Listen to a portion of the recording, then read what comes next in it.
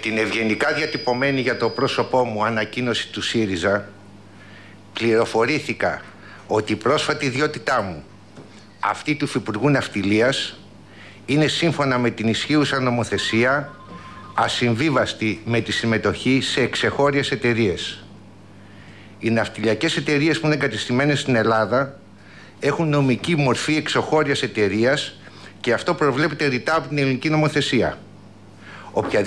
Οποιοςδήποτε λοιπόν δραστηριοποιείται επιχειρηματικά στον χώρο της ναυτιλίας αποκλείεται κάποια στιγμή να γίνει μέλος της κυβέρνησης.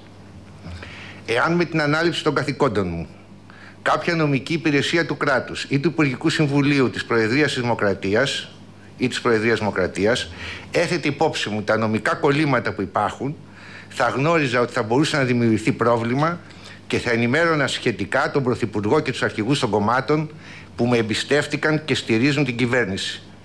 Δυστυχώς τέτοιος μηχανισμός δεν υπάρχει. Αποδέχτηκα την τιμητική πρόσκληση να γίνω Υφυπουργός Ναυτιλίας για να προσφέρω σε ένα αντικείμενο που ξέρω και αγαπώ και όχι προφανώς για κάποιο άλλο λόγο. Άλλωστε είναι πεποίθησή μου πως ενεργοί επιχειρηματίες και άνθρωποι της αγοράς επιβάλλεται να προσφέρουν τις υπηρεσίες τους όπου η πολιτεία θεωρεί ότι μπορούν να συμβάλλουν με τις γνώσεις και την εμπειρία τους, ιδιαίτερα σήμερα που απαιτείται συστράτευση εθνικής ευθύνης.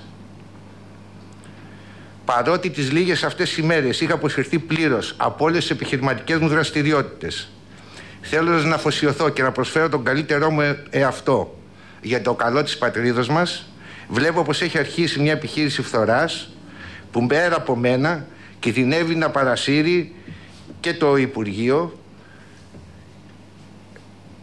Συγγνώμη, κάνω μια διόρθωση εδώ πέρα. Συγγνώμη.